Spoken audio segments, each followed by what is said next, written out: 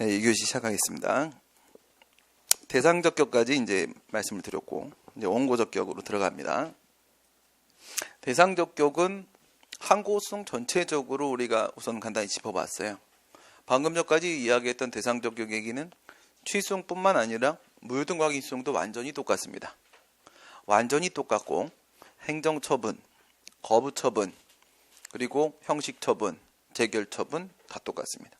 다만 이제 부작위 위법 확인 소송 같은 경우에는 조금 다릅니다. 조금 특이한 부분이 있기 때문에 그거는 부작위 위법 확인 소송 가서 다시 보게 될 거예요.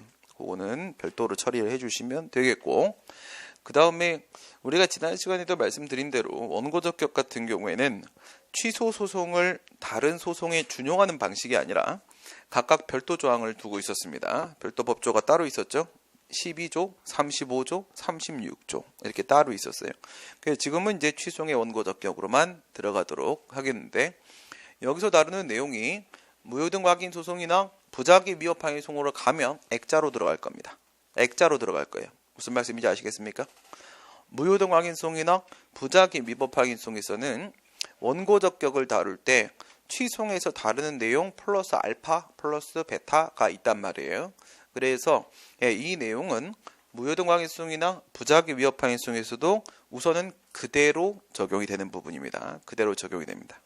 12조를 보시게 되면 12조 원고적격은 뭐라고 했습니까? 사람의 자격이라고 했죠. 사람의 자격인데 취소 소송은 12조 1문의 원고적격에 대한 규정을 두고 있고, 처분 등의 취소를 구할 법률상 이익이 있는 자가 제기할 수 있다, 이렇게 되어 있습니다. 취소송이니까 당연히 취소를 구하는 거겠지요. 그건 문제가 없어요. 뭐가 문제가 되는 거야? 법률상 이익이 문제가 되는 겁니다. 법률상 이익은 뭘 말하는 거라고 했습니까? 법률은 실체법을 말한다. 그렇죠? 실체법이 보호하는 이익이면 그 이익은 뭐가 되는 거라고요? 권리가 된다. 권리가 된다. 그 다음에 이 법률은 공법이라고 했습니까? 사법이라고 했습니까? 공법이라고 했다. 두 가지를 기억하시면 되겠죠? 여기서 얘기하는 법률상 이익의 법률은 절차법이 아니라 실체법이다. 절차법이 아니라 실체법이다. 두 번째, 여기서 말하는 법률은 사법이 아니라 공법이다. 사법이 아니라 공법이다. 그러니까 실체법이 보호하는 이익이어서 권리가 되는 것이고, 그 다음에 공법이 보호하는 이익이어서 공권이 되는 겁니다. 그러니까 공권이 있는 자면 원고적격이 인정이 되는 거예요. 공권이 있는 자면. 다만 무엇을 조심해야 된다라고 했어요? 상대방이 아니라 제3자에서만 12조에 있는 법률상 이익을 요구하게 된다고 했습니다. 상대방은 법률의 문제가 아니라 헌법의 문제다라고 말씀을 드렸지요. 그런 걸 뭐라고 부른다고? 직접 상대방 이론, 이렇게 부른다고 했죠. 그래요. 그러면 우리가 뼈대만 잡기로 했으니까 지금 옆에 지엽적인 내용들은 전부 가지치기를 하도록 하겠습니다. 그럼 이제 공권이 인정되면 원고적격이 인정되는 거예요. 결론적으로 공권이 인정되면 원고적격이 인정이 되는 것이다. 공권의 성립 요건을 생각하시면 되겠죠. 공권의 성립 요건. 어떨 때 공권이 인정이 될까요? 어떨 때 인정될까?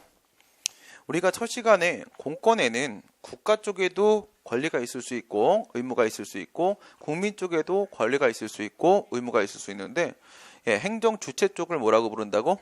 국가적 공권과 국가적 공의무라고 부른다고 했죠. 그 다음 행정 객체 쪽을 뭐라고 부른다고? 개인적 공권과 개인적 공의무라고 부른다고 했죠. 그럼 여기서 얘기하는 건 그 중에 무엇을 말하는 겁니까? 개인적 공권을 말하는 것입니다. 개인적 공권. 그래. 이건 개인적 공권입니다. 개인적 공권.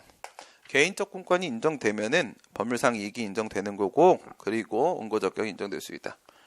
그럼 나한테 권리가 있으려면 상대방한테 당연히 의무가 있어야 되는 것이겠죠. 내가 상대방한테 돈을 달라라고 얘기할 수 있는, 주장할 수 있는 권리가 있다면, 권리는 법률상의 힘을 말하는 겁니다. 법률상의 힘. 그런 권리가 있다라면 상대방한테는 나에게 돈을 줘야 되는 의무가 있어야 될 겁니다. 바로 그거죠. 국가적 공의무입니다. 국가적 공의무. 그래요. 그런 걸 뭐라고? 의무부가. 이거는 국가적 공의무를 말하는 거예요. 공권의 성립 요건은 기본적으로 국가 쪽에 의무가 인정이 돼야 됩니다. 의무부가. 그 다음, 국가 쪽에 의무가 있으면은 나한테 권리가 있는 겁니까? 바로 의무가 있으면 권리가 인정돼요? 권리가 있으면 의무가 있습니까? 의무가 있으면 권리가 있습니까?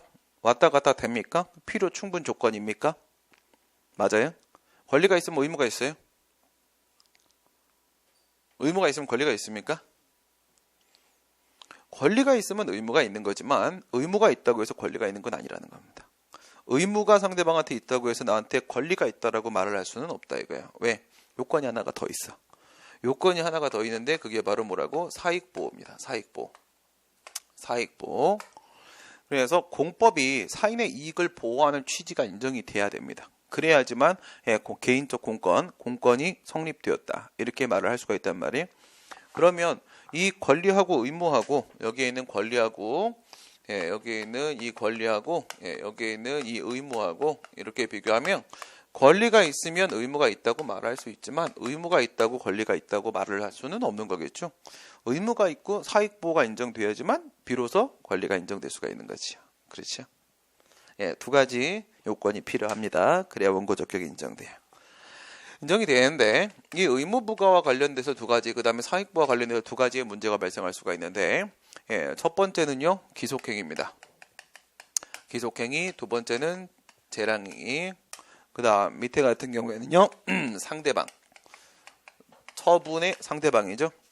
대상적격, 중학교 나와야지 원고적격, 고등학교 나올 수 있다라고 했습니다. 중학교 지금 나왔다는 전제 하에서 얘기를 하고 있는 겁니다. 중학교 나왔다는 전제 하에서 얘기를 하고 있어요. 그러면 지금 소송의 대상이 되는 행위가 처분은 맞다는 전제를 깔고 있는 겁니다. 처분은 맞다는 전제를 깔게 되면 그 처분의 상대방이 있겠죠. 그 다음에 그 처분의 제3자가 있지 않겠습니까? 제3자가. 기속행위는 뭘 말하는 거야? 기속행위란 무엇이죠? 우리 공법의 규범 구조가 어떻게 생겼다고? 1, 2, 3의 요건을 충족하면 A라는 처분을 한다. 이렇게 생겼다고. 1, 2, 3의 요건이 바로 요건 부분이죠. 효과 부분이 A 처분이죠. 근데 그 효과 부분이에요. 법률 효과 부분. 효과 부분에 must라고 써 있을 수도 있고 can이라고 써 있을 수도 있는 거 아니겠습니까? 그렇죠? 1, 2, 3의 요건을 갖추면 A라는 행위를 해야 한다. 이러면 기속행위가 되는 겁니다. 그러면 기계적으로 거기 법에 써 있는 그대로 행동을 해야 되는 거예요. 그렇죠? 근데 A 1, 2, 3의 요건을 갖추었을 때 A라는 행위를 할 수 있다. 이렇게 써 있으면은 그 요건을 갖추었다고 하더라도 A라는 행위를 국가가 할 수도 있고 안 할 수도 있는 거겠죠. 할 수도 있고 안 할 수도 있는 거죠. 그런 걸 뭐라고 불러요? 재량행위다. 이렇게 부르죠. 재량행위다. 재량권 행사는 뭘 말하는 거라고 했어요? 재량권 행사는 이익형량을 하는 것이다. 그랬죠? 이익형량을 하는 것이다. 재량행위라는 것은 했을 때하고 안 했을 때하고 비교를 해보는 거예요. 했을 때하고 안 했을 때하고 비교를 했는데 어느 쪽이 더 나은가를 판단을 해보는 겁니다. 이익형량을 해보는 겁니다. 그러면 기속행위는요. 요건을 갖추었다. 1, 2, 3의 요건을 갖추었을 때 국가는 어떤 행위를 하거나 하지 말아야 되는 의무가 부과가 되겠습니까? 기속행위에서? 당연하겠죠. 그죠? 요건을 갖췄으면 국가는 법에 써있는 그대로 행동을 해야 되는 겁니다. 그대로 행동을 해야 될 의무가 당연히 인정이 되고 있는 거예요. 여기에는 의무가 인정이 되지요. 의무가 인정되지요. 그런 의무를 무엇이라고 부른다? 실체법적 공의무라고 부릅니다. 실체법적 공의무. 한 개도 어렵지 않아요. 왜 그러지? 우리가 방금 법률상 얘기라고 했을 때 그 법률을 무슨 법률이라고요? 실체법이라고 했죠. 그 법률을 무슨 법률이라고요? 공법이라고 했죠. 그러니까 실체법적 공법상의 의무, 공의무 이렇게 되는 거예요. 실체법적 공의무. 실체법으로서, 실체법은 다른 누구의 이름이라고 했지? 작용법의 다른 이름이 실체법이라고 했죠. 작용법의 다른 이름. 그러니까 실체법, 공법으로서 실체법에 써있는 대로 행동을 해야 되는 의무가 국가에게 당연히 부과가 되는 겁니다. 기속행위 같은 경우 전혀 문제가 없다는 거야. 전혀 문제가 없다. 이런 걸 뭐라 부른다? 실체법적 공의무라고 부른다. 실체법적 공의무가 당연히 인정이 된다. 문제가 되는 부분은 바로 여기다 이거죠. 문제가 되는 부분은 바로 여기다. 그럼 두 번째요. 상대방이 소송을 제기합니다. 상대방이 소송을 제기할 때 뭐 문제되는 부분이 있습니까? 상대방은 전혀 문제가 없죠. 법률이 보호하는 이익도 필요 없습니다. 다 필요 없어요.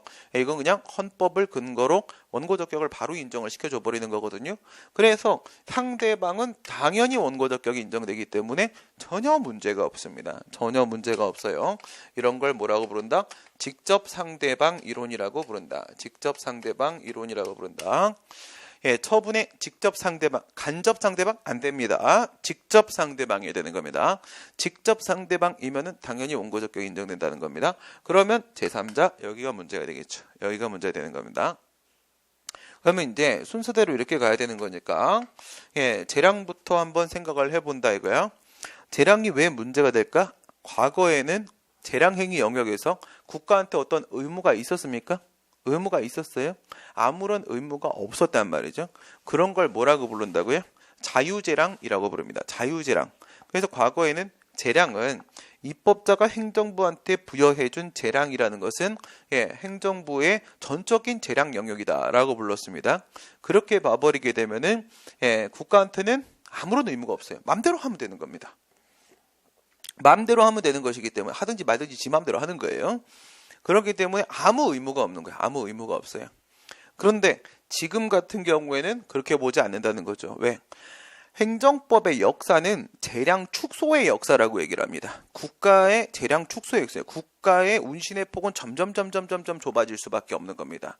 그래서 지금은 재량행위 영역에도 무엇이 존재한다고 본다? 의무라는 게 존재한다고 본다. 그거를 그냥 아예 행정수용법에 써놔버렸어요.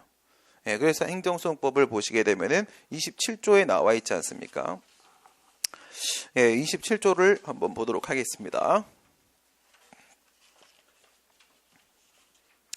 27조에 보면 행정청의 재량에 속하는 처분이라도 재량이란 얘기죠. 재량권의 한계를 넘거나 그 남용이 있는 때에는 법원은 이를 취소할 수 있다라고 되어 있습니다. 그렇죠? 재량행위라고 할지라도 일정한 한계가 있다라는 겁니다. 넘어서는 안 되는 한계가 있다라는 거야.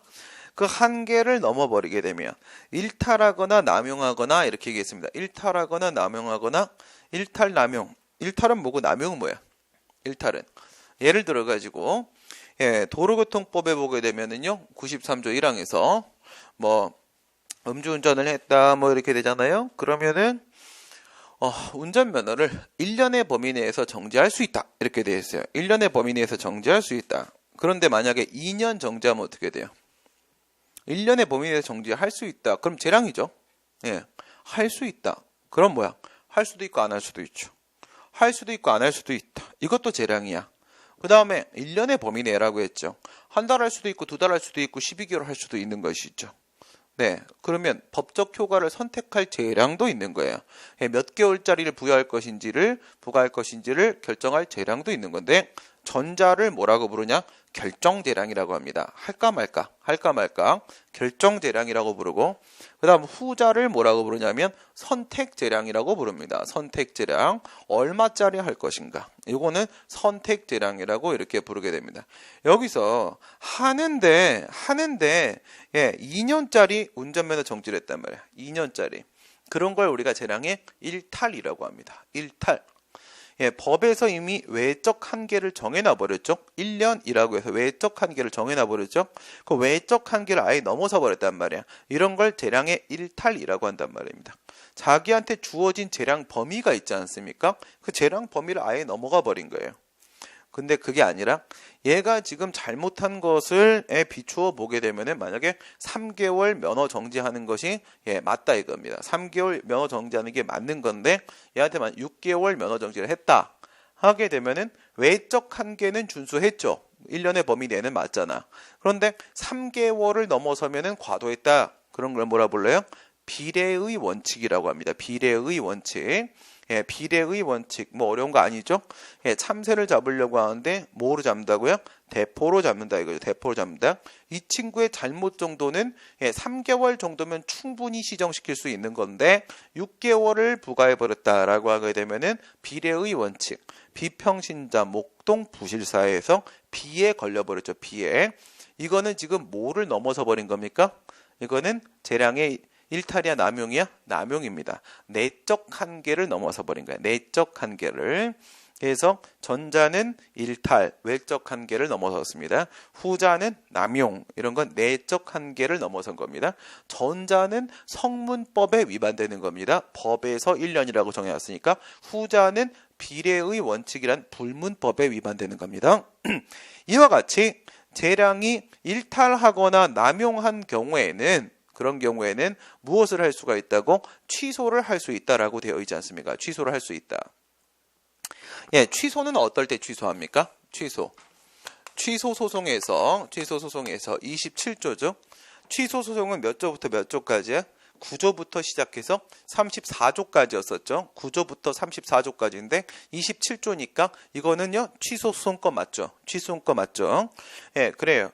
취소 소송에서 취소를 한다라는 것은 우리 어저께 배웠죠? 예, 왼쪽에 소장, 오른쪽에 판결문 이렇게 그려놓고 중간에 소송물 갖다 놨죠? 샌드위치. 소송물은 뭐라고 했어요?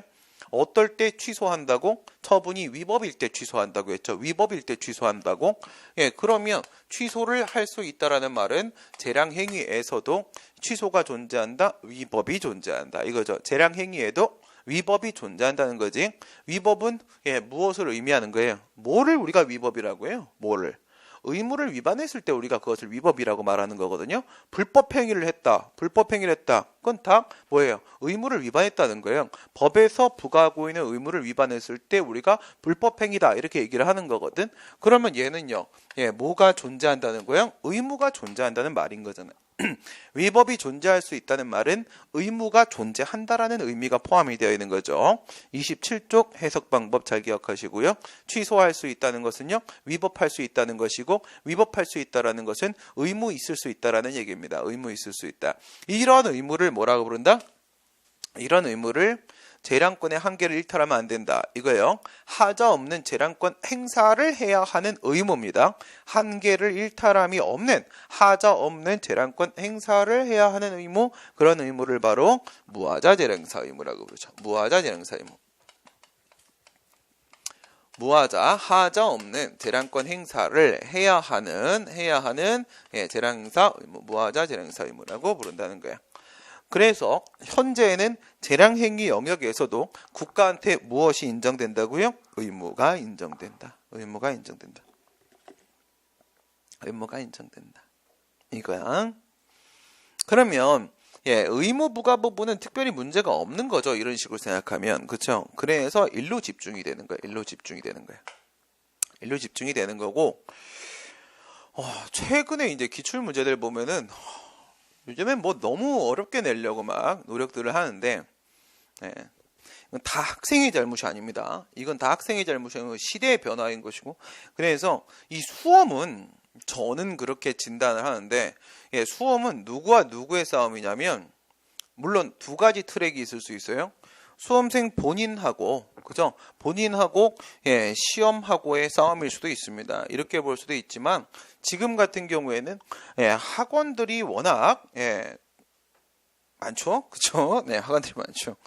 예, 저희 공부할 때만 해도 학원 다니고 뭐 그런 거 안 했단 말이죠. 예, 학원 가봐야 뭐 기대할 게 없습니다. 왜 기대할 게 없냐면 프로 강사가 없어요. 프로는 뭐죠?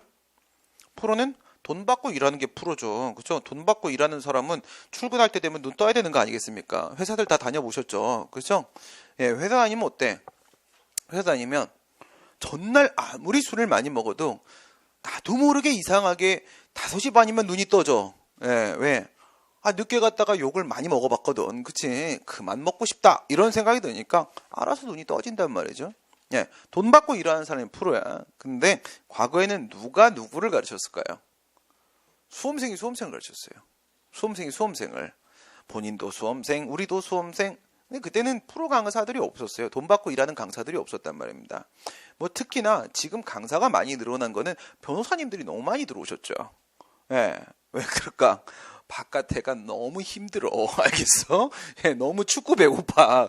근데 이게 안전하게 학원이 이렇게 딱 성을 만들어 놓고 농사를 짓는 곳이 예, 가장 안전하고 좋단 말이에요. 다 들어오지, 그렇죠? 다 들어옵니다. 예, 변호사도 많아지고 강사도 많아지고 이제는 뭐예요? 학원이 예, 너무 체계적으로 잘 만들어져 있단 말입니다. 그럼 여기서 또 누구와 누구의 싸움이에요? 여기서는 출제위원 교수님하고 강사의 머리 싸움입니다. 강사하고 출제위원 교수의 머리 싸움이에요. 그러니까 어떤 사람은 그런 얘기를 합니다. 수험생은 자기가 공부하는 거지 왜 강사가 못 찍었다고 뭐라고 하냐 뭐 이런 얘기를 하시는 분들도 계세요. 아니 뭐 강사의 입장에서는 뭐 좋은 얘기입니다. 감사합니다. 실수하고도 뭐 예, 조용히 넘어갈 수 있고 뭐 방금 밑에서 이제 다른 법과목 강사님이 그런 얘기를 하시더라고요. 저는 이제 이 상황을 이제 여러 가지 파악할 게 많아갖고 9월 2일 날 해설 강의를 하게 돼 있는데 어떻게 뭐를 해야 되는지 잘 몰라서 그래서 좀 시간이 필요하다라고 제가 이제 한 5, 6일 좀 더 달라고 했어요. 그거는 이제 제 해설지를 만들어 갖고 학원에 보내줬어요. 이렇게 하던 거냐고 이렇게 하는 거였더니 너무 잘해줬는데요? 이러는 거야. 이거 어떻게 준비했어요? 그래서 원래 이렇게 하는 거 아니에요? 그래.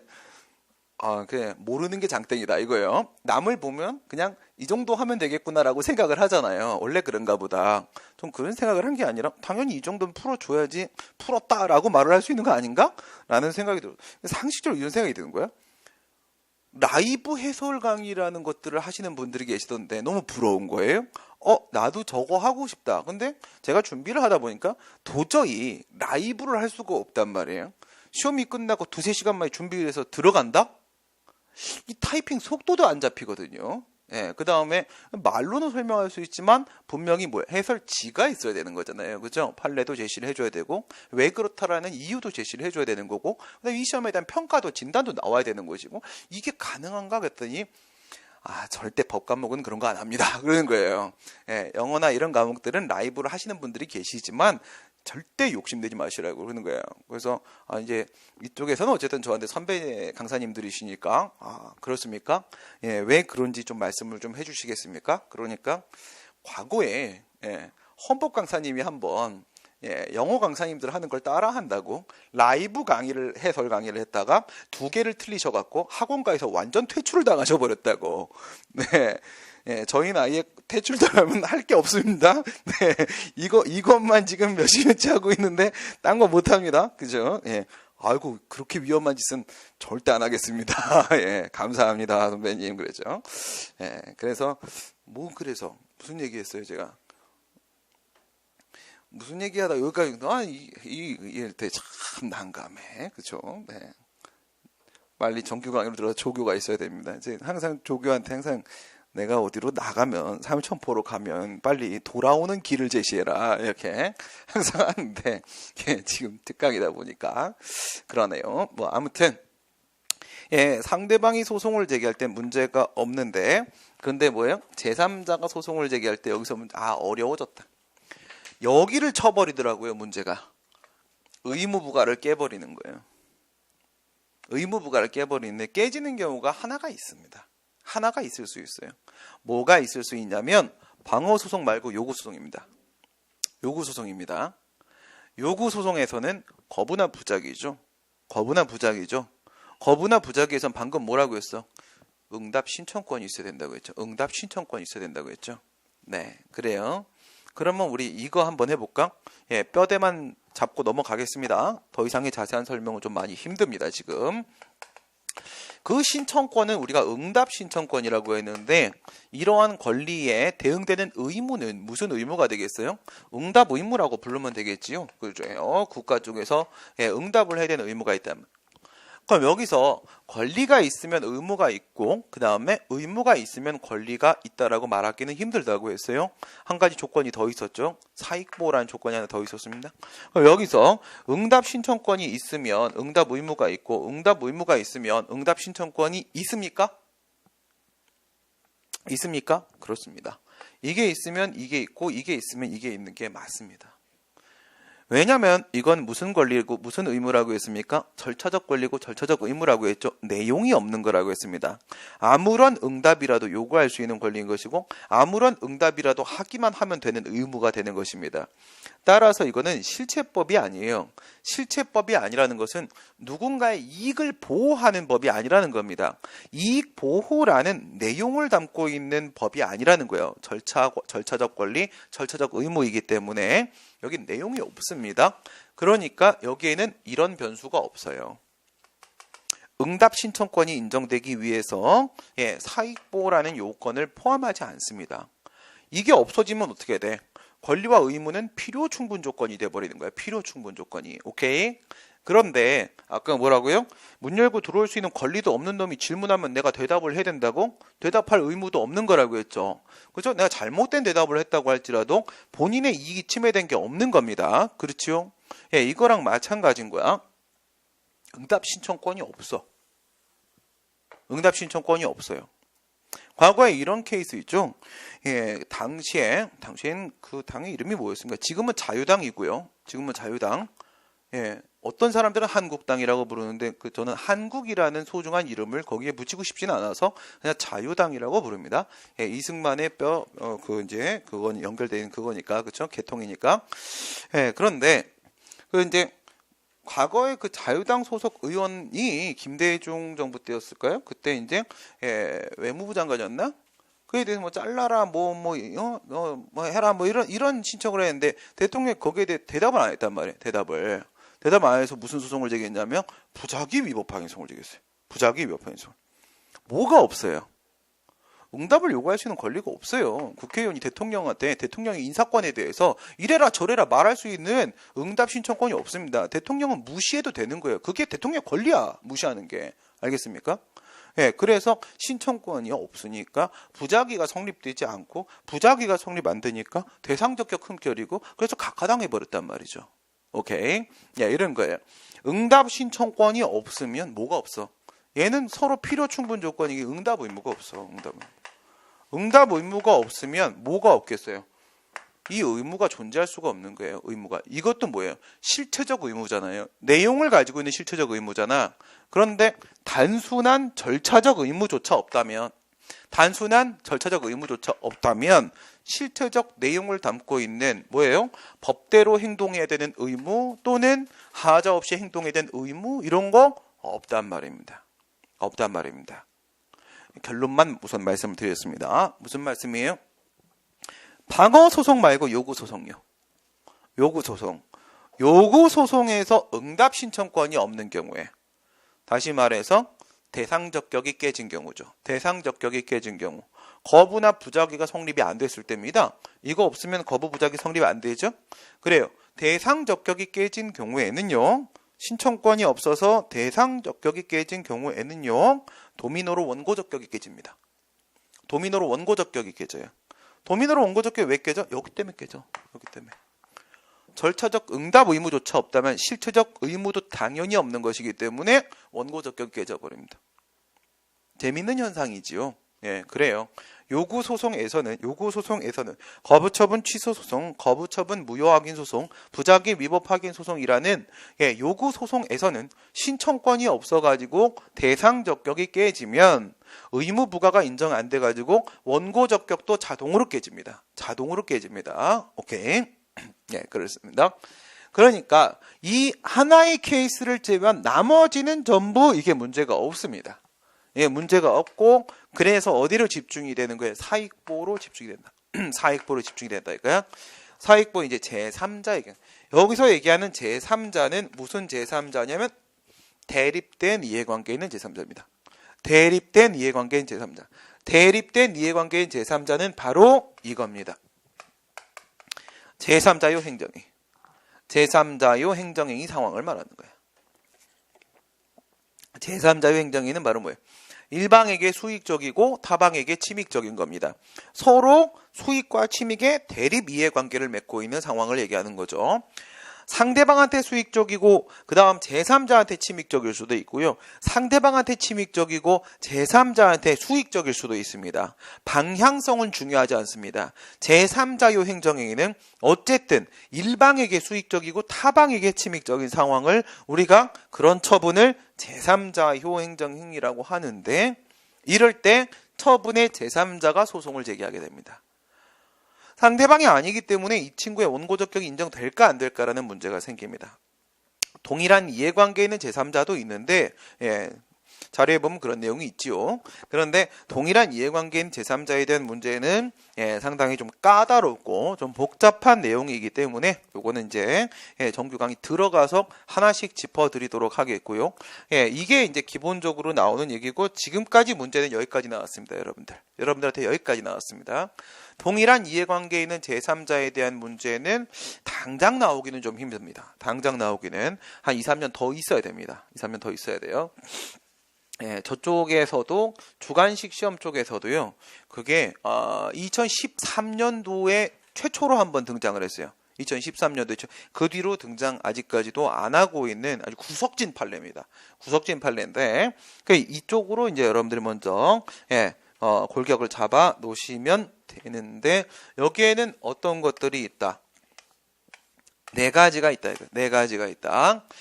첫 번째 뭐가 있습니까? 경원자 소송이라는 게 있습니다. 두 번째는 경업자 소송이라는 게 있고, 세 번째는 경쟁자 소송이라는 게 있고, 네 번째는요 인소송이라는 게 있습니다. 주민소송, 이웃소송이라고도 합니다. 그래서 경원, 경업, 경쟁, 인민 이렇게 있어요. 경원, 경업, 경쟁, 인민. 항상 수험은 뭐예요? 속도전입니다. 속도전은요, 평소에 정리를 체계적으로 해놓으시면 속도전 펼칠 수 있고요. 머리로만 온전히 막 왔다 갔다 섞어 놓게 되면은 시간이 걸립니다. 문제 하나 풀 때마다. 왼쪽에다 원고 정리하겠습니다. 왼쪽에다가 원고를 쭉 깔아 놓으시고요. 깔아 놓으시고 이제 오른쪽에 얘하고 대립된 이해관계에 있는 친구들을 이렇게 배치를 시키시면 됩니다. 경원자 소송 같은 경우에는 누가 소송을 제기하는 거냐면 보통은 신규업자가 소송을 제기합니다.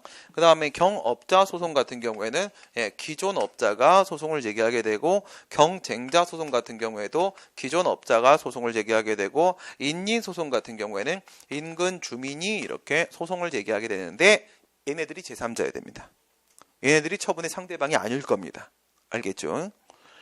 그리고 오른쪽에 있는 친구들 같은 경우에는요, 얘는 신규업자 또는 기존업자입니다. 신규업자, 기존업자. 괄호에 있는 기존업자 저게 등장하면은 이러면 심화 기출, 이렇게 심화 문제 처리되는 겁니다. 요쪽으로 오면 어려워진 거야. 요쪽으로 오면 보통의 교수님들의 리딩 케이스는 신규 이렇게 들어갑니다. 신규 이렇게 들어가게 되고, 그 다음에 얘는 기존 신규, 그 다음에 기존, 그 다음에 주민은요 공해업체 또는 이거는 어려워진 건 아니에요. 충분히 그럴 수도 있습니다. 공해업체 또는 또 다른 주민입니다. 또 다른 이웃 주민이에요. 얘는 제가 설명을 드렸죠. 어저께 얘는 설명을 드렸죠. 경원은 뭐라고 했어요? 경원자라는 것은요 경쟁적으로 원하는 거라고 했죠. 경쟁적으로 원하는 것이다. 네모칸 기억나시죠? 네모칸 안에다가 노란색, 파란색 이렇게 넣어가지고 을에 대한 허가는 갑에 대한 거부 플러스 을에 대한 허가인 것이다. 따라서 외형상으로는 이런 거잖아요. 외형상으로는 우선 지우겠습니다. 외형상으로는 누가 누구한테 했는데, 누가 누구한테? 행정청이, 동작구청장이 누구한테? 을한테요. 을한테 허가라는 처분을 했단 말이에요. 허가라는 처분을 했고, 이 오른쪽에 누가 있는 거예요? 갑이 있는 거란 말이에요. 갑이 이렇게 있는 거예요. 얘가 원고가 되는 거죠. 얘가 이렇게 원고가 되는 겁니다. 얘가 이렇게 원고가 되는데, 얘는 누굽니까? 을은 처분의 상대방이죠. 그 다음에 얘는 누가 돼? 처분의 제3자가 되는 거죠. 그런데 관할구역 내에 한 명의 사업자만 선정하기로 했단 말이에요. 한 명의 사업자만 선정하기로 했는데 누구한테 해준 거야? 을한테 해준 거란 말이에요. 둘은 양립할 수 없는 관계입니다. 그렇죠? 한 명이 살면 한 명은 죽어줘야 되는 관계예요. 그러면 외형상으로 갑은 제3자잖아. 그렇죠? 외형상으로는 제3자예요. 통지서가 얘한테는 날아가지만 얘한테 안 날아갑니다. 얘는 제3자니까 못 받아요. 그렇죠? 외형상으로는 밖에서 보기로는 분명히 얘가 제3자인데 하지만 실질적으로는 상대방이란 말이죠. 상대방이니까 더 이상 논할 게 없습니다. 끝. 이렇게 되는 거야. 더 이상 논할 게 없어. 이게 제일 많이 나오는 원고적격입니다. 그래서 경원자 관계가 성립되는 것만 보여주면 상황은 종료입니다. 원고적격은 인정된다. 그리고 그냥 끝나버리는 거야. 그냥 간단했죠. 그 다음에 이제 경업자로 가보도록 하겠습니다. 경업자는 뭐냐면 기존 업자가 신규 업자의 진입을 배제하는 겁니다. 기존 업자가 신규 업자의 진입을 배제하는 건데 우선 작용법 시간은 아니지만서도 그냥 허가와 특허를 간단히 한번 비교를 해보도록 하겠습니다. 여러분 허가라는 게 있고 특허라는 게 있죠. 우선 체계를 간단히 한번 나눠보면 말이에요. 행정행위가 있지요. 행정행위는 크게 무엇과 무엇으로 나눠질 수가 있다? 법률행위하고 준법률행위로 나눠질 수 있어요. 법률행위하고 준법률행위. 법률행위, 준법률행위라는 것은 우리 민법에서 다루는 개념이란 말이에요. 법률행위는 뭐야? 그 행위를 하는 행위 주체가 있지. 행위 주체가 원하는 효과가 나오면은 그건 법률행위예요. 얘가 의욕한 효과가 발생하면 법률행위고, 그것이 아니라 준법률행위라는 것은 행위 주체가 원하는 효과가 나오는 게 아니라 법에 정해진 효과가 나타나게 되면은 그런 건 준법률행위라는 겁니다. 준법률행위. 그래, 그러니까 여기에도 행정행위에다가 그거를 그대로 적용을 시키면 말이에요. 행정법에 그대로 적용을 시키면 이렇게 나눠진단 말이야. 법률행위적 행정행위가 있고, 그 다음에 준법률행위적 행정행위가 있고, 이렇게 역시 마찬가지로 나눠진단 말이에요. 그리고 이제 이 법률행위적 행정행위가 두 개로 나눠진단 말이에요. 얘는 네 개로 나눠진단 말입니다. 네 개로 이렇게 나눠집니다. 첫 번째, 명령적 행정행위라는 게 있고요. 그 다음에 형성적 행정행위라는 게 있어요. 명령적, 형성적. 명령 보는 순간 뭐가 떠올라요? 의무를 부과하는 하명이 떠오르죠? 예, 맞습니다. 형성이라고 하면 바로 뭐가 떠오릅니까? 형성이라는 것은 무엇을 형성하는 거예요? 법률 관계를 형성하는 거잖아요. 우리가 형성했다 그러면 법률 관계를 형성하는 거거든. 그러니까 형성이라고 얘기하게 되면 이거는 권리를 설정해 주는 행위, 법률 관계를 변동시키는 거예요. 그러니까 여기선 기본적으로 하명이에요. 하명이라고 하게 되면 하명은 뭐야? 의무를 부과하는 거지. 의무를 부과하는데 의무의 내용은 네 가지가 있단 말이죠. 뭐가 있어요? 자기, 부자기, 급부, 수인 이렇게 네 가지가 있단 말입니다. 무엇을 할 것, 무엇을 하지 말 것, 무엇을 줄 것, 그리고 무엇을 참을 것 이렇게 되는 겁니다. 할 것, 하지 말 것, 줄 것, 참을 것, 자기, 부자기, 급부, 수인 이렇게 되는 거란 말이에요. 자기, 부자기, 급부, 수인에서 말이에요. 나눈단 말이에요. 그래서 이제 여기서 부자기 의무를 부과하는 거가 있을 수 있고요. 그 다음 나머지 자기, 급부, 수인을 부과하는 경우가 있을 수가 있겠지요. 그래, 의무가 부과됐어요. 그리고 나서 그 의무를 해제시키잖아요. 그 의무를 해제를 시키게 되면은 부작위는 무엇의 다른 말입니까? 금지의 다른 말입니다. 금지. 그래요. 금지를 해제시키는 건 부작위 의무를 해제시키는 걸 허가라고 부르게 됩니다. 허가라고 불러요. 그 다음에 나머지 자기, 급부, 수인 의무를 해제시키는 행위를 우리가 면제라고 부르게 됩니다. 면제. 얘는 뭐예요? 면제. 그냥 군면제 생각하시면 됩니다. 군면제. 군대를 가야 될 자기 의무를 뭐 하는 거예요? 그냥 해제시켜버리는 겁니다. 면제 이렇게 생각하시면 됩니다. 그 다음에 이제 형성의 대표 선수는 누구죠? 대표 선수는 특허입니다. 특허. 특허. 권리를 설정해 주는 행위죠. 권리를 넓은 의미의 권리라고 하게 되면 권리에는 권리 능력, 권리 관계 이렇게 세 가지가 있을 수 있는데요. 어쨌든 권리를 설정해 주는 행위가 특허입니다. 특별히 권리를 주는 거예요. 특별히 너한테만 주는 거다 이런 겁니다. 특별히 너한테만 주는 거다. 그 다음 특허, 인가, 대리 이런 게 있단 말이에요. 특허, 인가, 대리. 인가는 뭐를 인가라고 하는 거예요? 이거는 인가 그러면 민법에서 똑같이 뭐에서 먼저 얘기를 하면 토지거래 허가. 여기서 제일 먼저 출발을 시킵니다. 토지거래 허가가 여러분들이 이해하기 제일 편한데 그게 잘 이해가 안 되는 사람들도 있대. 그러면 이런 걸 한번 생각해봐요. 여러분 버스 타죠? 버스 타고 지하철 타고 그러지 않습니까? 버스 타게 되면 말입니다. 내가 버스 문을 딱 열고 들어갔어요. 들어가면 이제 여러분 이제 종이 꺼내지 않습니까? 종이 꺼내시죠? 평소에 써가지고 다니잖아요, 계약서. 다 안주머니 하나씩 있잖아, 계약서. 한 10통씩은 갖고 다니지 않나? 안 갖고 다녀요? 딱 들어가서 버스 기사님한테 딱 내밀죠. 사인하시라고.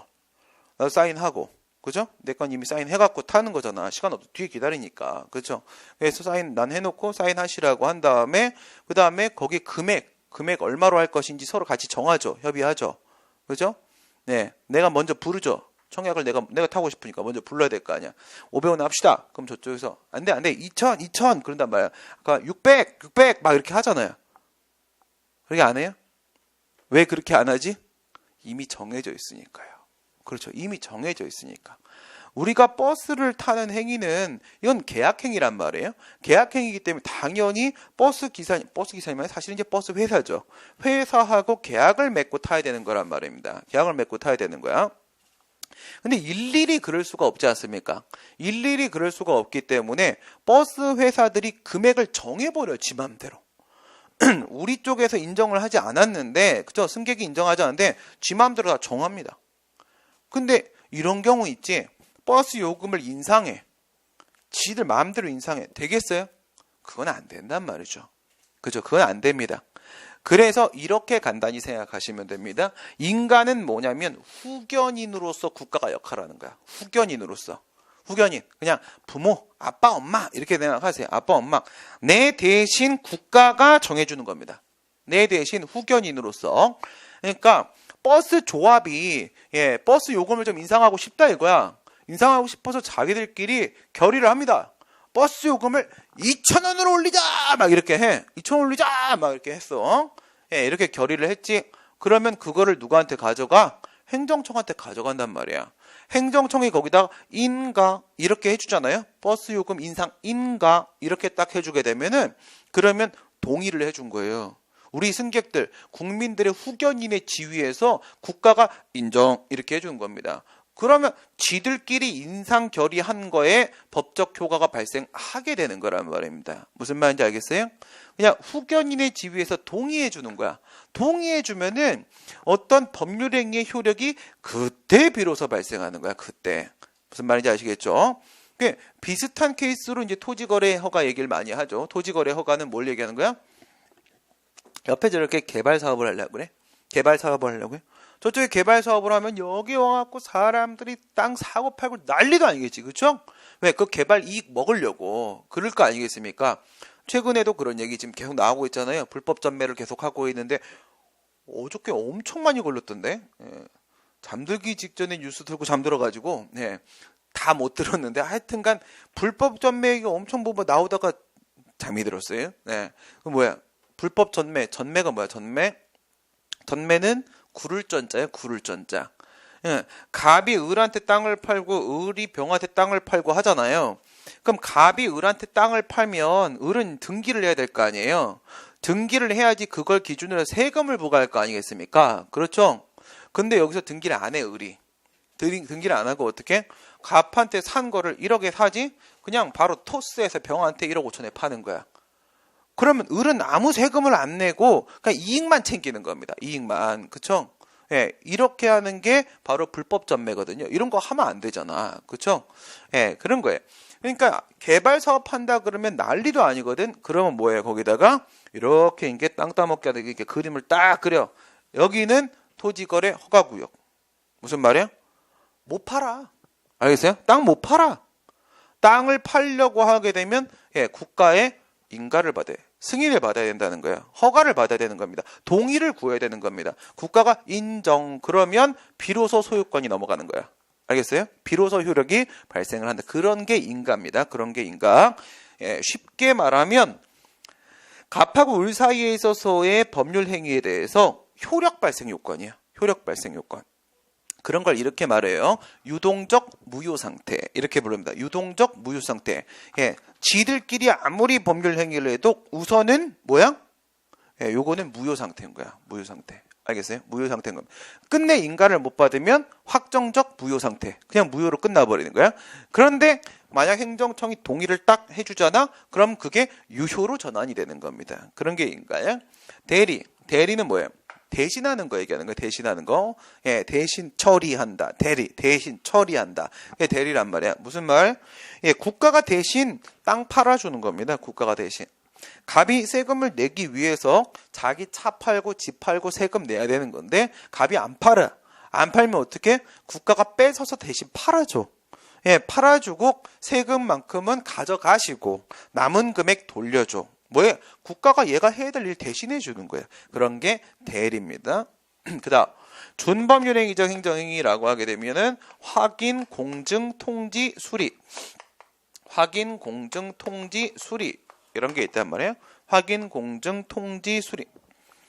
확인은 어떤 게 확인이냐면은 다툼이 있는 거예요. 다툼이 있는 사실관계나 법률관계에 대해서 여러분들이 익숙한 걸로 뭐가 있냐면 친일재산. 친일재산 귀속 조치할 때 친일재산 귀속 조치 그런 거 확인이에요. 왜? 자기 재산이 친일재산이라고 인정한 사람이 어디 있어? 다 아니라고 하겠지. 다툼이 있단 말이에요. 다툼이. 그런 게 바로 또는 어떤 거요? 뭐 민주화운동 보상금 지급 결정. 민주화운동 보상금 지급 결정. 제가 민주화운동 보상금 지급 신청을 해요. 그러면 다툼이 있어요, 없어요? 다툼이 있지요. 나는 민주화운동을 하다가 감옥을 갔다 온 거라고 하고, 그럼 자유당에서는 좌빨 새끼라고 얘기하겠죠. 전 뭐라고 얘기했어요? 새끼가 아닌데요? 좌빨은 맞겠지만 뭐 이렇게 얘기할 거 아니겠습니까? 그쵸? 네. 우빨인가? 뭐 아무튼 빨빨거리고 돌아다니까 좌빨이든 우빨이든 빨은 맞는 것 같고, 이렇게 막 다툼이 있지 않습니까? 그렇죠? 정의당 같은 경우는 막 갑자기 날 쳐다보면서 막 동지가를 부르면서 막 얘기를 할 거고, 그렇지? 민주당은 그냥 아이고 우리 후배 고생 많았지, 대충 맞다고 해주자 막 이렇게 하고, 막 자유당은 미친 새끼야 막 뭐 다툼이 엄청 있지, 그렇지? 그럼 뭐 해야 돼? 보상심의위원회에서 제가 법상의 요건에 갖추었는지를 보고 법에 해당을 하면은 저에 대해서 민주화운동 보상금 지급 대상자 결정을 해준단 말이야. 그런 게 뭐야? 다툼이 있는 법률관계, 사실관계에 대한 확인. 그 다음에 요걸로 이제 한번 넘어가 볼게. 두 개 연결을 한번 시켜볼게요. 여러분들이 말이야, 여러분들이 시험에 합격을 했죠, 그쵸? 했어요 벌써? 여기 뭐 나가. 그래서 벌써 했으면 딴 것도 그런 경우 많이 있어요. 그런 경우 그렇죠. 시험 즐기는 사람들 많이 있어요. 하나부터 오고 또 그다음 거 보고 그다음 거 보고 막 이렇게.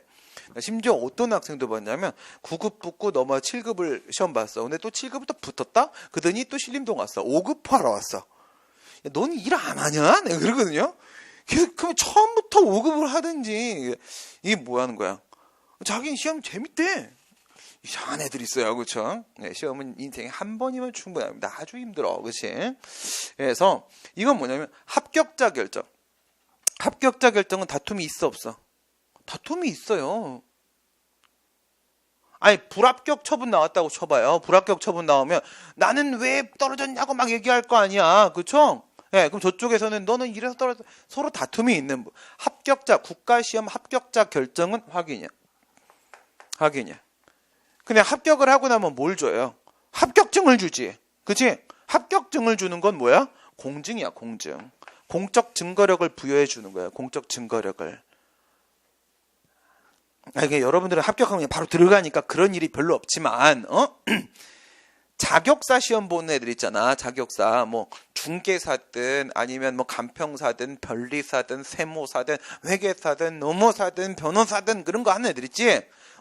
걔네들이 있잖아. 일을 할 때 저 누구 변호사입니다라고 하면서 합격증 보여줘? 아니지, 그치? 변호사증 보여주잖아. 그거라고요. 그 자격증 교부. 하여튼 영수증 교부하는 것도 그렇고 교부하는 건 다 공증이야. 교부하는 건 다 공증이야. 공적 증거력을 부여주는 거야. 알겠어요? 인감증명서 발급 이런 것도 다 공증이야. 다 행정행위야. 다 행정행. 알겠습니까? 다 행정행위입니다. 그 다음에 통지. 통지는 그냥 알려주는 거야. 알려주는 거. 이것들도 다 법적 효과가 있는 겁니다. 법적 효과가 있는 거야. 알려주는 거. 여러분들이 제일 잘 알고 있는 통지는 어떤 통지가 있습니까? 제일 잘 알고 있는 통지는 대집행을 할 때 계고하지. 그죠? 강제징수해서 할 때 뭐예요? 독촉하죠. 독촉. 통지해 주는 거야. 야, 너 있잖아. 20일 더 주는 거야. 20일. 20일 안에 자진 철거 안 하면 정말 세상 살기 싫어질 거다. 라고 알려주는 거야. 알려주는 거 통지. 통지. 수리는 뭐가 수리해? 수리는 가장 대표적인 수리는 뭐 어떤 게 있을까요? 가장 대표적인 수리. 지금 뭐 저기 그 기아차 때문에 뭐 난리도 아니잖아요, 그렇죠? 노동조합 때문에 난리도 아니잖아요, 그렇죠? 여러분들도 들어가시면 노동조합에 가입하시는 거잖아요, 그렇죠? 가입하셔야 됩니다. 가입하셔야 보호받아요. 노조가 노는 데가 아니야. 다 자기 조합원 보호하려고 일하는 곳이에요. 노동조합 설립 신고를 했는데 국가에서 신고증을 교부해줬다. 그런 게 수리예요. 똑같이 예를 들어서 여러분들이 행정소송을 제기해. 행정소송을 제기한다고 소장을 접수해서 법원에다가 그러면 소장을 접수해 접수증을 주지. 그것도 수리인 거예요. 알겠어요? 수리는 뭐야? 나의 신고나 신청에 대해서 저쪽에서 접수했다라고 확인해 주는 거예요. 확인해 주는 거. 예, 혼인 신고하잖아, 여러분들. 혼인 신고하면 그쪽에서 혼인 신고증 주잖아. 그죠? 혼인 신고증 붙여놔야지 되냐, 집에. 집에 안 붙였나, 결혼하면? 안 해봐서 잘 모르겠네. 그래요. 네. 다음에 한번 확인해 보도록 하겠습니다. 네. 50전에는 하겠지. 그렇죠. 이런 게 수리야. 여기서 이제 뭘 보려고 하는 거냐면 이걸 보려고 하는 거야. 특허하고 허가. 이걸 보려고 하는 특허하고 허가. 특허하고 허가를 비교를 한번 해보시게 되면 말입니다. 특허하고 허가. 이거를 비교를 하세요. 특허입니다. 특허의 목적은 뭐고 허가의 목적은 뭐야? 특허의 목적. 특허 대표적인 거 하나 말해볼까요? SKT. 통신사업허가. 네. 그 다음 또 누구 있어요? 없죠? 예, 없고. 그 다음. 난 지금 내가 정말, 개인적으로 LG를 참 좋아해요. 개인적으로. 예. 거기서 기업 강의도 몇 번 했고, 또 거기 사람들도 좋고, 그래서 그 기업 자체도 좋아해요. GS나. 네, 좋아. 그 실력 자체를 참 싫어해요. 되는 게 없어. 예. 이러면 안 됩니다. 강의실. 안 터져. 예. 죽어버릴 것 같아요. 원장님과 통화할 때마다 원장님 자꾸 소리를 질러. 왜요? 난 다 들려. 안 들리는데요. 전 안 들려요. 예. 예, 그런 거. 통신사업허가. 또는 어떤 거 있을까? 아까 버스 사업면허. 시내버스, 시외버스, 마을버스 사업면허. 이런 거 있지요. 그렇죠? 가스. 도시가스 사업허가. LPG 충전 사업허가. 이런 게 특허예요. 이런 게 특허예요. 그러면 특허 지금 보시다시피 여러분 뭘 느꼈어요? 통신되니까, 그렇죠? 통신되니까 옛날처럼 뭐 안 해도 돼. 공중전화에서 줄 안 서도 되잖아. 그렇죠? 공중전화 줄 서다가 싸워보셨어요? 공중전화 줄 서면 보통 싸우잖아요. 저는 한 번도 안 싸운 적이 없어요. 막 치고받고 싸우고 난리도 아니에요. 왜? 앞에 까만 양복 애들이 자꾸 서 있어. 걔들 누구죠? 저 이집트에서 온 애들 있잖아요. 피라미드라고. 예, 피라미드 애들이 공중전화 줄 쫙 서가지고. 설마 여러분들 20대 아니죠? 네, 20대 아니고 왜 여기서 동의를 함께 못하지? 예, 안 되는 걸로 치고. 좋았어. 그러면 다른 걸로 생각해 봅시다. 예, 버스 사업면허. 버스 없으면 어떻게 해야 돼요? 자전거 타고 가야 되죠, 자전거. 자전거 타고 가야 되잖아. 힘들지? 버스 있으니까 돈도 안 들고 좋잖아. 편하고 빠르고. 그렇지 않습니까? 심지어 버스 전용차로도 있고.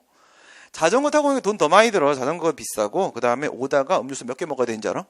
예, 죽을 수도 있어, 오다가. 다리 끊어져가지고, 그죠? 예, 비행기. 또는, 가스 없으면 어떡해? 여러분 어렸을 때 가스 있었어? 가스가 어딨어, 집에. 그죠? 예, 가스는 어디에 있는 거야? 가스레인지 옆에 있는 거잖아. 가스레인지 옆에. 가스통. 그죠? 가스가 어딨냐? 연탄 됐지. 다 연탄 됐잖아요. 다 되게 잘 살았어? 그럴 리가 없는데. 분명히 우리나라 이렇게 된 지 얼마 안 됐거든. 예, 진짜 엄청나게 급격한 변화를 지금 겪고 있는 중이에요, 지금. 예. 아니, 그러잖아. 엄마하고 아빠하고 형하고 동생하고, 서로 가위바위보 하잖아. 오늘 불 꺼지지 않게 담당 누구? 보초 세우고 지하실에 딱 서가지고, 꺼지면 죽는 거지. 그쵸? 꺼지면 다음날 아침에 찬물로 씻어야 되고, 다 감기 걸리고, 병원비 더 들고. 상상하기 싫죠? 그래서 특허예요. 특허는 뭐라고? 공공복리. 공공의 행복과 이익을 위해서 허가해 주는 겁니다. 공공의 행복과 이익을 위해서. 국가가 해야 될 일이에요. 국가가 해야 될 일인데 얘한테 뭐야? 국가가 하는 일을 할 수 있는 무엇을 설정한다. 권리를 설정한다고.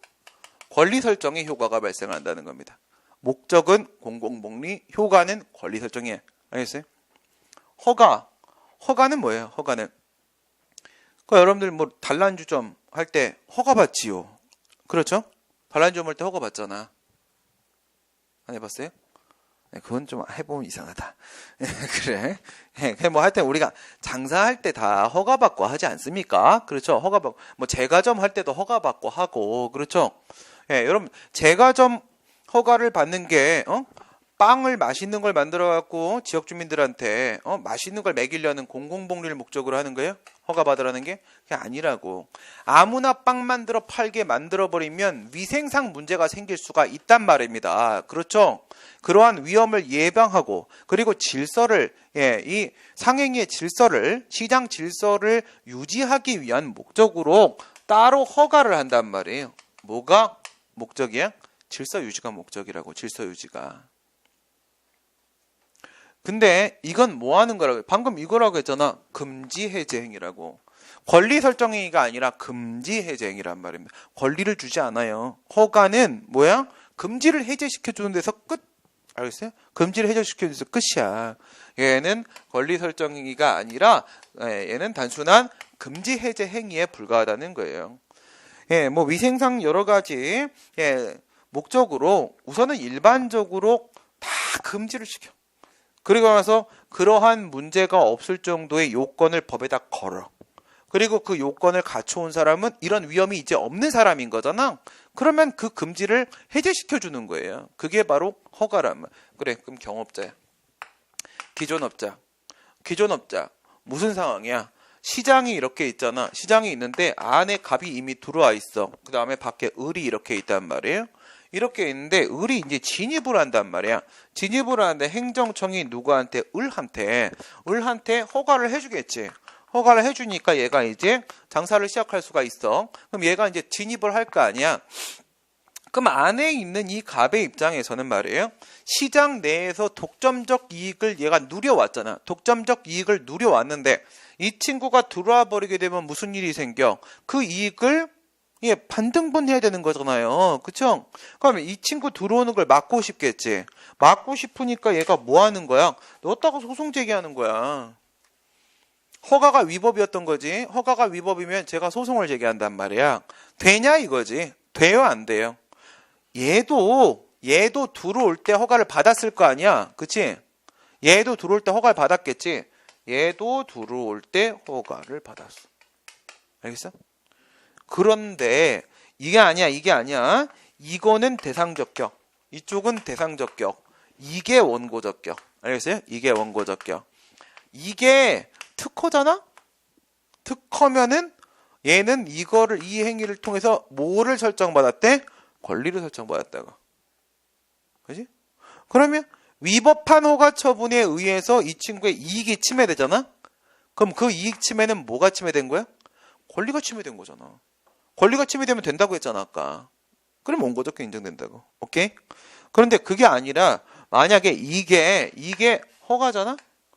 허가면 얘가 지금 안에서 장사하면서 어떤 권리가 있어? 아무 권리가 없어. 얘는 그냥 금지를 해제받아서 들어와 앉아 있었던 것밖에 없고, 그 다음 이 안에 독점적 이익을 누렸다는 건 뭐예요? 아주 공교롭게 아무도 안 들어왔던 거야. 공교롭게. 얘 권리가 아니란 말이지. 이게 아무리 위법한 처분이어도 얘는 소송을 제기할 수가 없어요. 어저께 이제 안 돼. 그게 경업자성이에요. 경업자성. 알겠습니까? 경업자성. 근데 이제 하나만 더 기억하면 돼. 뭘 기억하면 돼? 이건데 담배란 말이지. 담배. 우리 인생에서 제일 중요한 게 뭐야? 밥은 안 먹어도 담배는 펴야지. 그 일을 할 거 아니에요. 밥은 안 먹고도 수업을 할 수 있어. 네. 안 먹고도 수업할 수 있어. 물 먹으면 되지. 네. 근데 담배가 없으면 어떻게 해? 수업의 퀄리티가 현저히 떨어져. 그렇지? 바로 그거야. 담배. 아주 중요한 문제죠. 담배 소매인 지정이라는 게 있단 말이에요. 담배 소매인 지정은 허가예요. 이렇게 말도 안 되는 생각하면 안 돼. 담배를 팔 수 있는 권리를 설정해줬다. 그게 무슨 내가 방금 공공복리인 것처럼 얘기했구나. 그렇죠. 네. 저의 복리. 예. 공공복리가 아니고 담배 소매 지정은 뭐야? 신민복리. 뭐야? 시민의 행복과 이익 연결되는 거예요. 공공의 행복과 이익은 아니란 말이야. 알겠어요? 허가야, 허가. 담배 소매인 지정. 예, 우리 가게에서 담배 팔 수 있도록 허용해 주는 것은 그건 뭐라고? 허가야. 여기서 담배를 팔던 애가 있어. 시장에 담배 팔던 애가 있는데 새로운 친구가 와서 여기서 담배를 팔려고 그래. 얘도 뭘 받았어? 담배 소매인 지정을 받은 거야. 허가를 받은 거야. 근데 이게 위법이야. 뭐 이러면 위법이에요. 얘가 담배를 판다고 신청한 그 소매인 지정 신청을 한 장소가 만약에 만화방이라거나 당구장이라거나 그러면 안 되는 거거든요. 법에서 그러면 안 된다고 돼 있어요. 위법이야. 그래서 얘가 여기다 소송을 제기해. 돼야 안 돼요? 허가니까 안 되죠. 원칙적으로 안 돼. 안 되는데 이건 예외적으로 돼요. 예외적으로. 왜 예외적으로 되냐면 담배사업법이라는 법이 있는데 법에 보게 되면은 이 담배 소매인은요 50m 반경 안에 한 명만 가능하다라고 돼 있어요. 50m 반경 안에 한 명만 가능하다라고 돼 있단 말이에요. 그러면 그렇게 거리 제한을 둬버리게 되면 그 거리 제한 내에서 그 50m 반경 내에서는 법이 이 친구의 이익을 보호한 거잖아요. 법이 이 친구의 이익을 보호한 거죠. 네, 그래서 이거는 권리로 인정을 해버립니다. 권리로 인정을 해서 허가임에도 권리로 인정을 해서 원고적격 인정된다는 게 마지막으로 그 다음에 경쟁자. 경쟁자는 기존이야. 기존은 어떻게 되는 거예요? 이 안에 시장 안에 이미 누가가 들어가 있어. 갑하고 을하고 들어가 있단 말이야. 오케이? 들어가 있는데 문제가 잘 안 나와. 이거밖에 예가 없어. 예. 판례는 지금 현재에 맞지도 않고 리딩 케이스는 교수님 리딩 케이스는 이거 한 개밖에 없어. 그래서 이걸로밖에 설명이 안 돼. 무슨 말이냐면은 이 시장이 200억짜리 시장이에요. 200억짜리 사이즈 시장인데 이 친구가 100억을 그리고 이 친구가 100억의 매출을 올리고 있는 중이야. 근데 산업통상자원부 장관이 을한테 뭐를 준다고요? 보조금 지급 결정을 하는 거야. 보조금 지급 결정을 하는데 얼마를 준대? 얘한테 100억을 준대. 100억을 지원을 해버리는 거야. 100억을 지원을 해버리면 얘하고 체급이 달라져 버리죠. 그쵸? 체급이 달라져 버리죠. 경제학 전공하신 분은 이걸 분석하려고 하지 마. 그냥 하는 말이니까. 알겠어요? 예. 전혀 논리적으로 맞지 않아. 그냥 문제가 교수님들도 이렇게 냈기 때문에 그분들이 만드신 거에 따라서 제가 이제 설명하고 있는 것밖에 없어요. 이래 버리면 얘는 나가야 되는 거예요. 시장 퇴출이라고. 시장 퇴출. 그럼 이럴 때 어떻게 하냐면 이런 보조금 지급 같은 경우에는 일반적으로 법에 근거 없이 가능하거든. 정책적으로다가 법에 근거 없이 돈을 지급을 할 수가 있단 말이에요. 그러니까 법이 보호하는 이익이니 뭐니 이런 논리가 성립될 수가 없어요. 그래서 어디까지 도망을 가냐면 헌법까지 도망을 가요. 그래서 헌법 제15조로부터 경쟁의 자유라는 것을 도출해야 합니다. 경쟁의 자유, 그 직업 선택의 자유 조항에서 경쟁의 자유라는 걸 도출을 해. 도출한 다음에 이래 되면 얘가 지금 불리한 경쟁 상태에 놓였죠. 이 불리한 경쟁 상태의 정도가 아주 심각한 수준이라고 한다면 그러면 우리 헌재가 뭐라고 했어요? 헌법 제15조의 경쟁의 자유 자체를 행정수정법 12조의 취소를 갈 법률상 이익으로 인정해버리겠다라고 했던 단 하나의 병마개 제조업 사건이 있습니다. 병마개 제조업자 사건이 딱 하나가 있어요. 그겁니다. 그 다음에 마지막으로 이제 인인입니다. 인인. 이건 뭐야? 인근 주민이 소송을 제기하는 거야. 인근 주민이 소송을 제기하는 건데, 이번 사건 가지고 할까요? 사망금은 너무 2006년이니까 옛날이고, 이번 사건 뭐 있었어요? 이번 사건. 자유당이라는 당이 있죠? 네. 자유로 영혼들이 모여있더라고요. 네, 모여있는데, 난 아무 말도 안 했어요. 그죠? 네. 자유로운 영혼들이 모여있는 곳인데. 근데 그 당에서 어저께 또 이상한 소리 한번 또 하여튼 다 이상한 소리 하니까 그러니까 매일 하는데 어저께는 무슨 말을 했냐면 문재인을 탄핵해야 된대. 예, 문재인을 탄핵하자고 하더라고요. 예, 박근혜가 탄핵당했으면 문재인도 탄핵해야 된다라고 하면서 그 원자력 발전소 그 얘기를 꺼내더라고요. 예. JTBC 그 팩트 체크에서 예, 정확하게 잘 짚어주던데. 예. 걔들은 왜 공부를 안 하는지 몰라. 자유당은 그냥 무슨 말을 막 하고 항상 그냥 뒤에 가서 미안하단 말도 안 해. 근데 지금까지 얘기한 것 중에 팩트인 적이 하나도 없었어요. 우선 다 얘기하면 아니라고 생각하면 우선 그게 팩트야. 예. 참 공부를 안 해. 참 공부를 안 하는데, 응? 월성 1호기를 봐봐. 월성 1호기. 이제 시작은 그 원자력 발전소의 시작은 월성 1호기부터였잖아요. 월성 1호기. 그게 이제 20년 다 지나고 연장 신청을 했는데 연장 신청 받아주고 소송 제기했는데 예, 주민들이 이겼다. 보세요. 원자력 발전소가 있다. 원자력 발전소가 이렇게 있습니다. 원자력 발전소가 이렇게 있는데 이 원자력 발전소 건설 또 이번 같은 경우에는 기간 연장이었어요. 기간 연장에 대한 문제였는데 여기서 원자력 발전소의 존재로 인하여 예, 그로 인해서 피해를 볼 수 있는 거리 그런 걸 뭐라 불러? 환경영향평가 대상지역이라고 합니다. 대상지역. 이 원자력 발전소 같이 에너지 개발 사업 같은 경우에는요. 에너지 개발 사업 같은 경우에는 예, 항상 환경영향평가를 거치게 돼 있어요. 원자력 안전법에도 방사성 환경영향평가를 거치라고 돼 있고 그 다음에 일반 환경영향평가의 근거가 되는 환경영향평가법이라는 법이 있는데 환경영향평가법에도 일반 환경영향평가를 거치라고 되어 있는데요.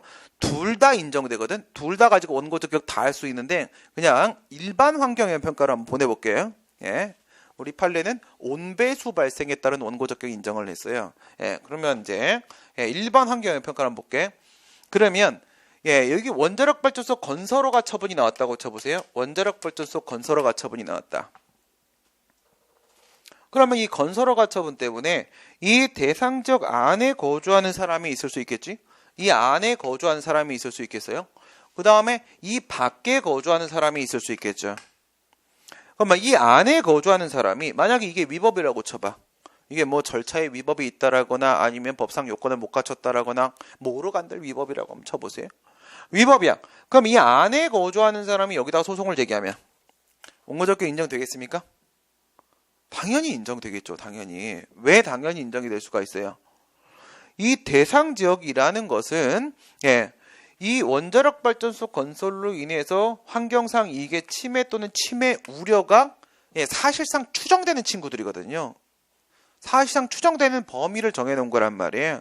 그러니까 이 안에 있는 친구들은 밖에 있는 사람과는 달라요. 그렇죠? 이로 인해서 당연히 환경상 이익 침해로 연결될 수가 있단 말이에요. 사실상 추정. 그러니까 추정이라고 했죠. 추정이라고 했으니까 피고 쪽에서 반증해야 돼. 피고 쪽에서 반증 성공하지 못하면 원고적격 인정됩니다. 그러면 이 밖에 있는 친구가 소송을 제기하면 어떻게 돼요? 밖에 있는 친구가 소송을 제기하면 여기 원자력 발전소 건설해가지고 나의 환경상 이익이 침해된다라는 주장을 하면서 소송을 제기를 하잖아요. 그러면 얘가 주장하는 그 환경상 이익이 권리야? 권리면 원고적격 인정되겠지. 그죠? 권리겠습니까? 아니겠습니까? 우선 원칙적으로는 아니야. 원칙적으로는. 왜? 여기까지 오지 않는다고요. 여기까지. 알겠어요? 이번 월성 1호기 사건에 있어서도요. 예, 수천 명, 1,400명? 예, 1,400명인가가 소송을 제기했어요. 1,400명이. 그래서 거기다가 경주의 월성 1호기 그 연장하는 거 반대한다고 소송을 1,400명인가가 제기를 했는데 근데 네, 이 대상 지역 있잖아요.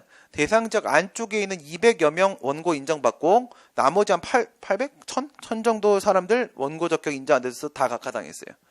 어쨌든 뭐야. 하여튼 200명 살아남았잖아. 200명 살아남았으니까 본안은 들어간 거죠. 그리고 이들이 이긴 겁니다. 이들이 이긴 거예요. 네. 이런 상황이었는데 말이야. 이 밖에 있는 사람이 소송을 제기하잖아요. 되겠어 안 되겠어? 예, 여기를 벗어나면 여기까지는 환경상 이익 침해가 발생하지 않는다고 과학적으로 예, 판단을 한 거란 말이죠. 그럼 원칙적으로 얘는 원고적격 인정 안 된단 말이에요. 근데 방법이 하나 있죠. 방법이. 우리 판례가 제주도 개발 사건에서 뭐라고 했어요? 이런 얘기를 했어요. 무슨 얘기를 했냐면 이 안에서 이러고 있으면 어쩔 건데 이러고 있으면 어쩔 건데. 근데 그게 아니라 이 안에서 이런 거 가지고 있으면 어쩔 건데 라고 얘기했어요. 이게 바로 뭐야? 농작물 경작자. 이게 바로 뭡니까? 건물 토지 소유자. 거주지가 바깥쪽에 있긴 한데 대상적 안쪽에서 농작물을 경작하는 사람과 거주지가 밖에 있는데 이 대상적 안에서 건물이나 토지를 소유하고 있는 사람은 분명 달리 봐야 된다. 이거예요. 분명 달리 봐야 된다. 그냥 아예 그냥 밖에 있고 안에 아무것도 이해관계를 맺고 있지 않는 사람은 원고적격 없는 거고 안에서 뭔가를 하고 있는 거야. 뭔가를 하고 있는데 이렇게 임대업을 하고 있는 사람이 있겠지. 예, 건물 토지를 가지고 임대업을 하는 사람들이 있겠지. 그 다음 여기서 뭐예요? 농작물을 경작하는 사람이 있겠지. 농작물 경작하는 사람이 있겠지. 이 농작물 경작하는 사람을 뭐라 불렀냐면 현실적으로 라고 얘기했고 이 사람을 뭐라 불렀냐면 일시적으로 라고 불렀어요. 무슨 뜻인지 아시겠어요? 거주지는 밖에 있지만 집은 밖에 있지만 그렇다고 하더라도 여기 농작물을 경작하는 사람이면은 대상 지역 안에서 현실적으로 환경상 이익을 향유하고 있는 사람이라는 거예요. 그리고 안에 건물이나 토지만 가지고 있는 사람이라고 한다면 안에 뭔가 이해관계를 맺고 있다 하더라도 그것은 단순히 일시적으로만 환경상 이익을 향유하는 사람에 그친다라는 겁니다. 둘의 차이는 뭘까? 둘의 차이는 바로 현실적으로 안에서 환경상 이익을 향유하고 있는 사람이란 뜻은 얘하고 똑같은 사람이란 뜻이에요.